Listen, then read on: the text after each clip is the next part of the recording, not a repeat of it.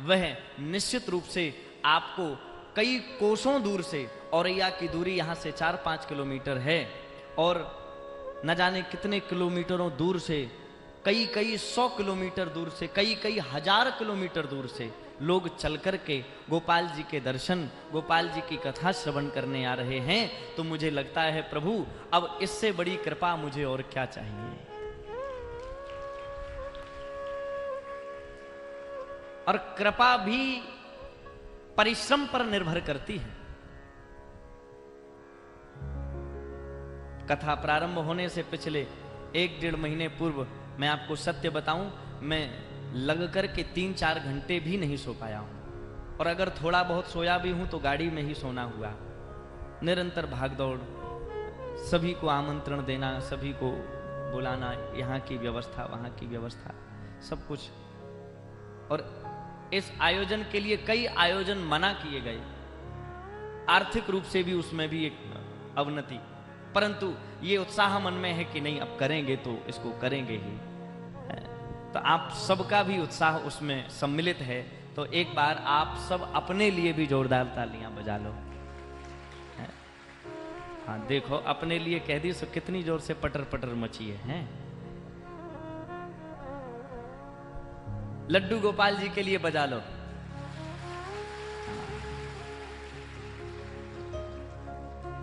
आपने लाज बचा ली। हम सोचे लड्डू गोपाल जी वाली अगर कम रह गई तो समझ लियो आज के सब के लड़ुआ कैंसिल। हाँ बोलो राधे राधे। थोड़ा जोर से बोलना पड़ेगा। अच्छा एक बार बोलो जय लड्डू गोपाल, जय लड्डू गोपाल। अब यहां आने वाला हर एक व्यक्ति राधे राधे तो बोलेगा ही, पर जय लड्डू गोपाल भी बोलेगा। क्या बोलेगा? जय लड्डू गोपाल।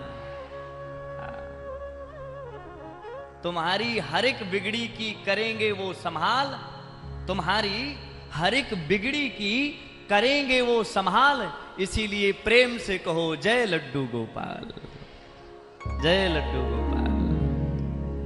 ये उन्हीं पर निर्भर है।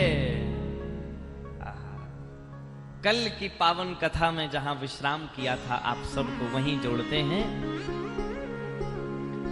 ध्रुव जी महाराज ने 5 वर्ष की आयु में भगवान को प्राप्त कर लिया। भगवान ने प्रसन्न होकर कहा ध्रुव से, ध्रुव तुम्हें जो चाहिए हो सो मांग लो, जो तुम्हारी इच्छा हो। ध्रुव ने कुछ नहीं मांगा। और मैं इस जरा सी कथा से एक बात आपको समझाने का प्रयत्न करता हूं।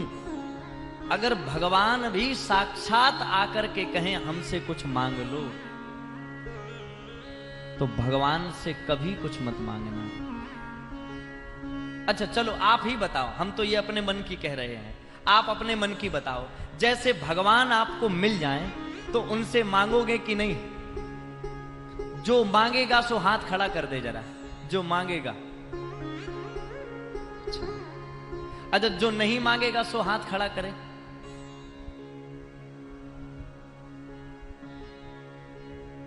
मांगने वाले भी नहीं हैं और ना मांगने वाले भी नहीं है, तो फिर मतलब क्या है?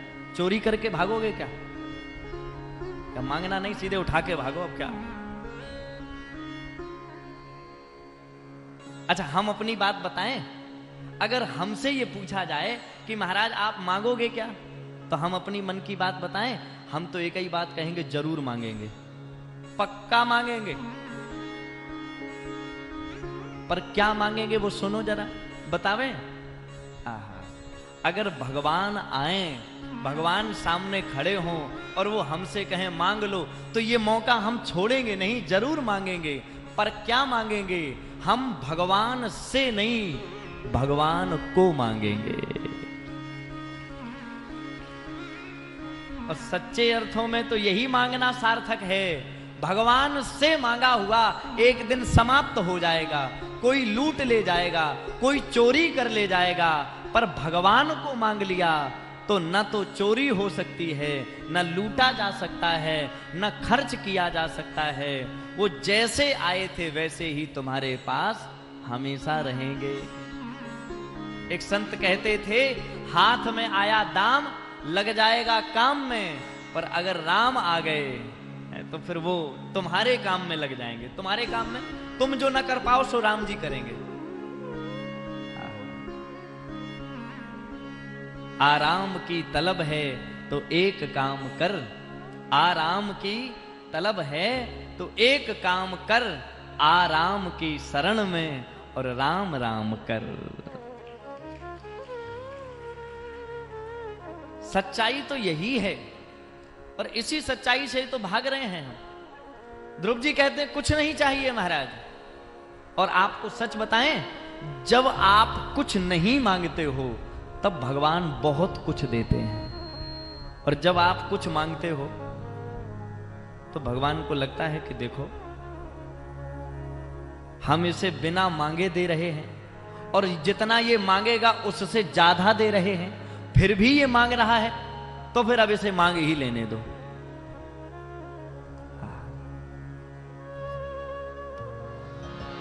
तू दयाल दीन हो,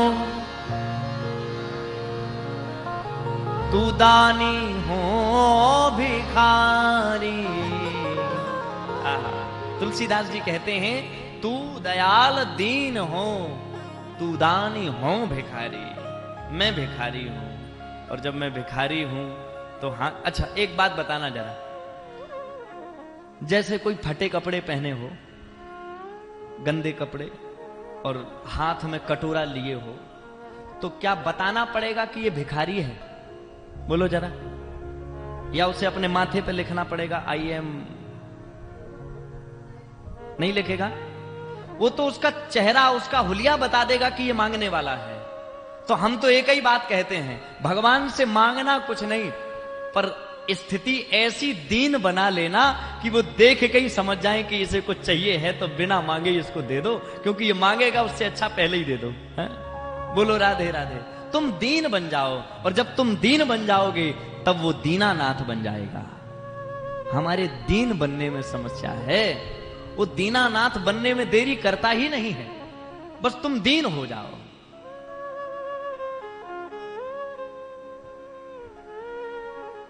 ध्रुव जी ने हाथ जोड़कर कहा, प्रभु आपको जो देना हो अपनी इच्छा से वह मुझे स्वीकार है।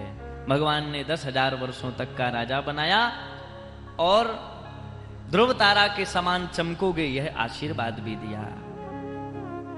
और इन्हीं ध्रुव जी की वंश परंपरा में जानते हैं कितने बड़े प्रतापी राजा हुए। ध्यान से सुनना, इन्हीं ध्रुव जी के वंश में हुए ध्रुव जी के उत्कल, उत्कल के अंग, अंग के यहां एक राजा ने जन्म लिया जिसका नाम था बैन। बैन इतना दुराचारी राजा निकला, इतना दुष्ट राजा निकला कि कोई भी पूजा पाठ करता दिखाई दे, कहीं भी हवन यज्ञ होता दिखाई दे, तो वह जाकर के उस हवन कुंड में मांस के टुकड़े डाल देता।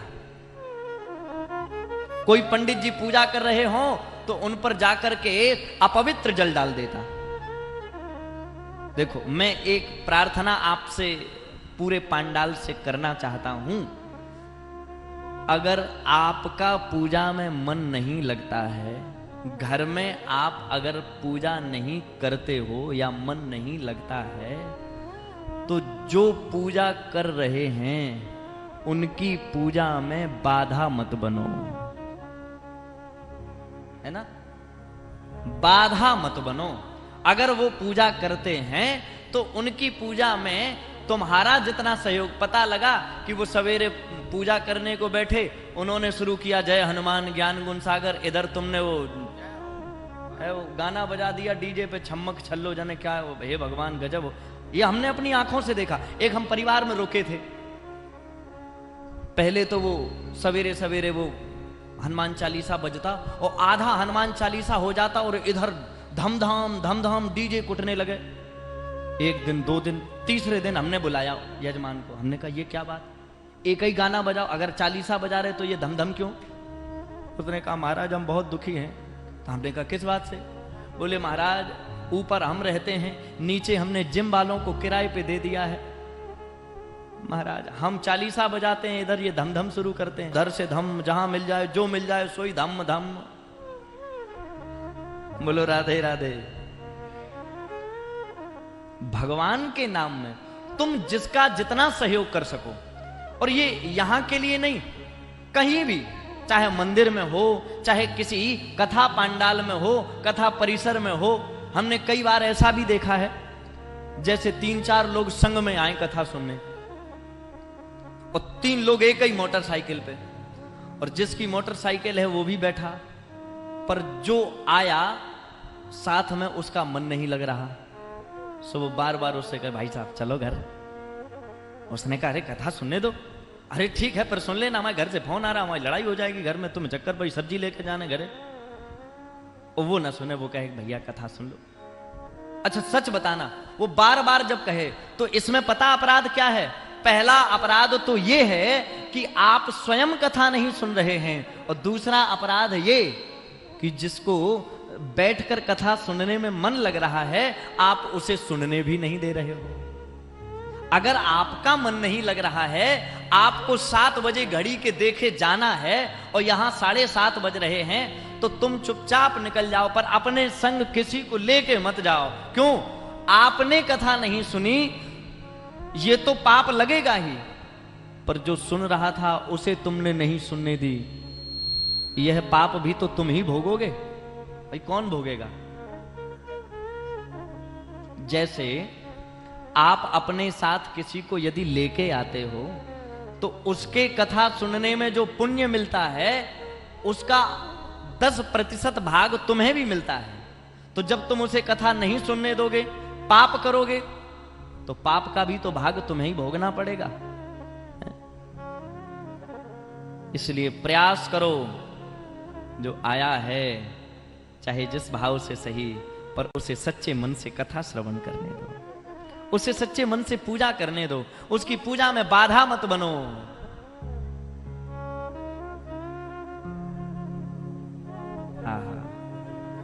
ध्रुव जी महाराज,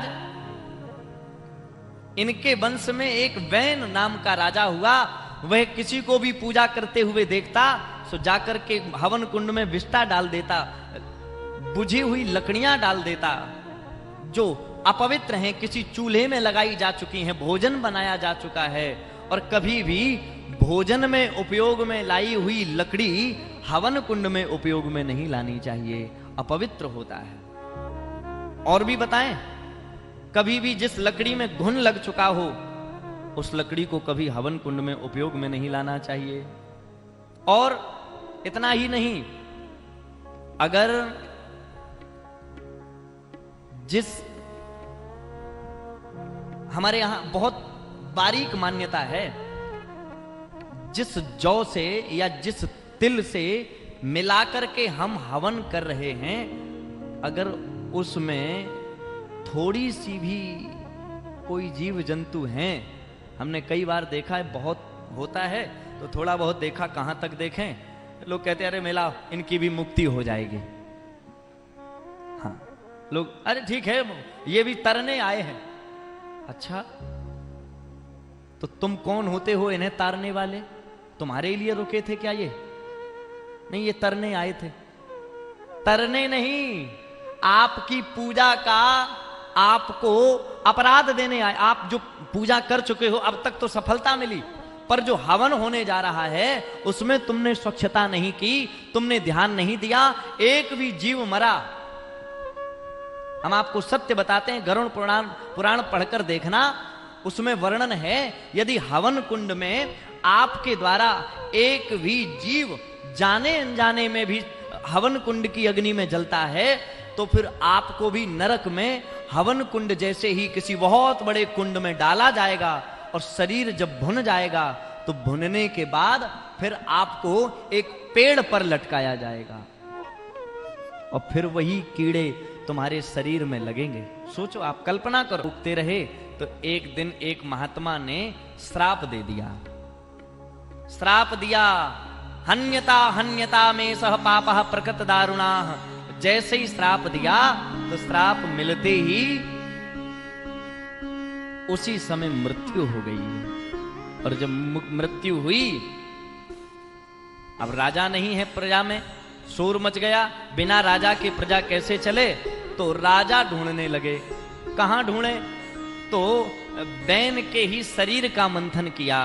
पहले जंघा का मंथन किया तो एक काला काला पुरुष निकला जिसका नाम रखा गया निषाद। जो निषाद नाम की जाति है वो बैन की जंघा से प्रकट हुई। कहा राजा बन जाओ। बोले नहीं महाराज, हम कमर के निचले हिस्से से प्रकट हुए हैं तो हम राजा बनने के अधिकारी नहीं हैं। अब दोनों भुजाओं का मंथन किया गया तो एक से पृथु भगवान और एक से अर्ची महारानी प्रकट हो गईं।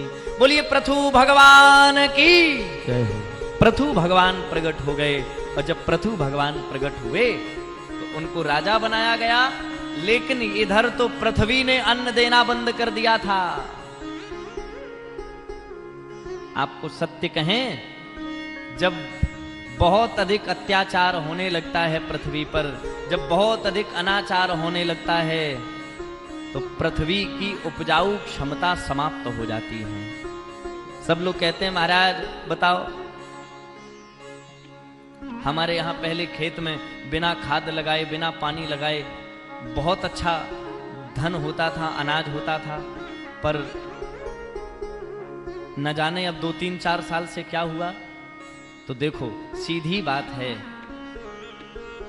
अगर आप अपने कर्मों में सुधार नहीं करेंगे, अपनी कार्य प्रणाली में सुधार नहीं करेंगे तो आज तो पृथ्वी कुछ अन्न दे भी रही है, धीरे धीरे एक दिन वह समय आएगा कि पृथ्वी बिल्कुल अन्न देना बंद कर देगी, फिर लोग मांस मीट ही खाएंगे। बोलो राधे राधे। इसलिए प्रयास करिए कि जितना हो सके सात्विक रहिए, जितना हो सके भगवान की सेवा पूजा पाठ करिए, तभी तो तुम्हारे कर्म अच्छे बनेंगे। और कर्म अच्छे नहीं करोगे तो अन्न धन ये सब समाप्त हो जाएगा।